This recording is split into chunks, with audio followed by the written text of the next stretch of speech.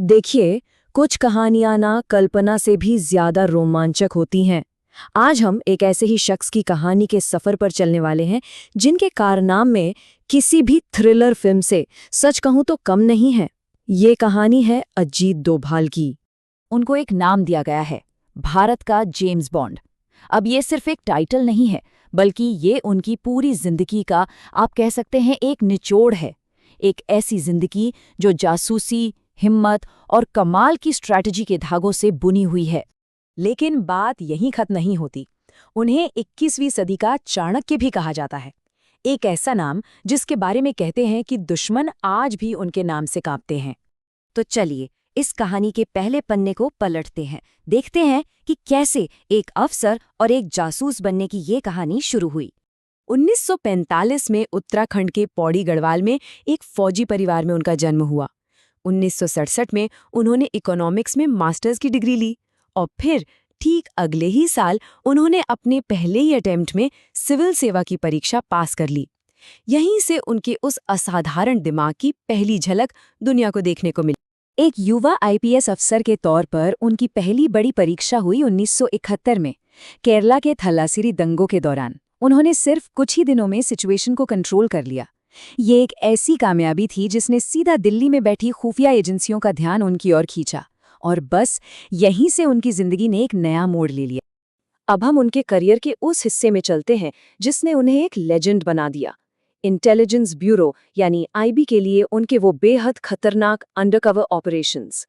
मिजोरम में उन्होंने अलगाववादी नेता लाल डेंगा के विद्रोह को खत्म करने के लिए जो चाल चली ना, उसने सबको हैरान कर दिया। उन्होंने सीधे लीडर को टारगेट नहीं किया, बल्कि उसके साथ में से 6 सबसे खास कमांडरों को अपनी तरफ कर लिया। इस एक मनोवैज्ञानिक चाल ने विद्रोह की कमर ही तोड़ दी और शांति समझौता करना ही पड़ा। पंजाब में ऑपरेशन ब्लैक थंडर के दौरान की कहानी तो और भी ज्यादा अविश्वसनीय है। सोचिए, उन्होंने एक रिक्शा चालक का भेष बदला और स्वर्ण मंदिर में घुस गए। वहां उन्होंने उग्रवादियों को ये यकीन दिलाया कि वो एक पाकिस्तानी जासूस है जो उनकी मदद करने आया है, और फिर अंदर से सारी की सारी खुफिया जानकारी बाहर निकाली।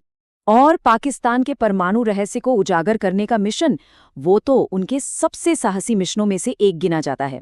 उन्होंने पाकिस्तान में एक भिखारी का भेष धारण किया, खान रिसर्च लैब्स के वैज्ञानिकों पर नजर रखी और एक नाई की दुकान से उनके बालों के सैंपल तक इकट्ठे कर लिए। जब इन सैंपल्स का टेस्ट हुआ तो उनमें न्यूक्लियर रेडिएशन मिला, और इसी से पाकिस्तान के सीक्रेट परमाणु कार्यक्रम की पुष्टि हो गई। उनकी इसी असाधारण बहादुरी के लिए उन्हें कीर्ति चक्र से सम्मानित किया गया। अब ये कोई आम अवार्ड नहीं है, ये एक सैन्य वीरता पुरस्कार है जो आमतौर पर सैनिकों को मिलता है, और वो इसे पाने वाले पहले पुलिस अधिकारी थे। ये उनकी निडरता का सबसे बड़ा सबूत है। अब उनके एक और हुनर पर नजर डालते हैं, बातचीत की कला। एक ऐसी कला जहां उनके शब्द किसी भी हथियार से ज्यादा खतरनाक साबित होते थे। कश्मीर में उन्होंने एक पाकिस्तान समर्थक आतंकवादी कुका पारे से बातचीत की, और इस बातचीत का नतीजा क्या हुआ? कुका पारे भारत का समर्थक बन गया और आतंकवाद के खिलाफ लड़ने लगा।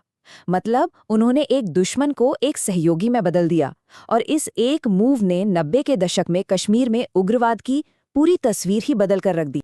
उनकी इस बातचीत की काबिलियत का सबसे बड़ा सबूत हमें IC-814 विमान अपहरण के दौरान मिला।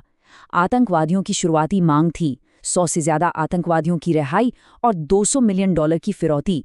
लेकिन डोभाल के नेगोशिएशन के बाद फाइनल नतीजा क्या था? सिर्फ 3 आतंकवादियों की रिहाई और 0 फिरौती। और ये कोई एक अकेली घटना नहीं थी। 1971 से लेकर 1999 के बीच उन्होंने 15 विमान अपहरणों को खत्म कराने में एक्टिव भूमिका निभाई थी। ये दिखाता है कि संकट को मैनेज करने में उनका करियर कितना लंबा और सफल रहा है। रिटायरमेंट के बाद भी देश को उनकी जरूरत थी।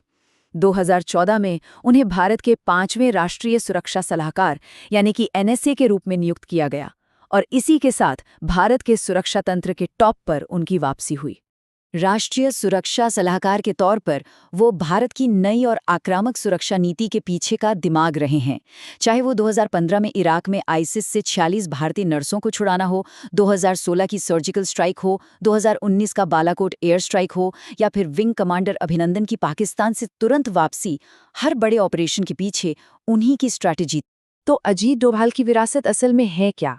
उनके काम करने का तरीका, जिसे अब डोभाल डॉक्ट्रिन के नाम से जाना जाने लगा है, वो किन उसूलों पर आधारित है? उनके बारे में एक बात कही जाती है जो उनकी पूरी शख्सियत को एक लाइन में बयां कर देती है। जहां सबकी सोच खत्म होती है, वहां से डोभाल की सोच शुरू होती है। ये उनकी दूरदर्शिता और उनके रणनीतिक दिमाग का निचोड़ है। उनके कुछ खास गुण हैं। दूरदर्शी सोच, जो हमेशा दुश्मनों से कई कदम आगे रहती है। जबरदस्त मनोवैज्ञानिक समझ, जिससे वो सामने वाले के दिमाग को पढ़कर उसे कंट्रोल कर लेते हैं। अटूट साहस, जो उन्हें खतरे के सामने कभी झुकने नहीं देता। और गहरी देशभक्ति, जो उन्हें अपनी मातृभूमि की रक्षा के लिए हमेशा प्रेरित करती है।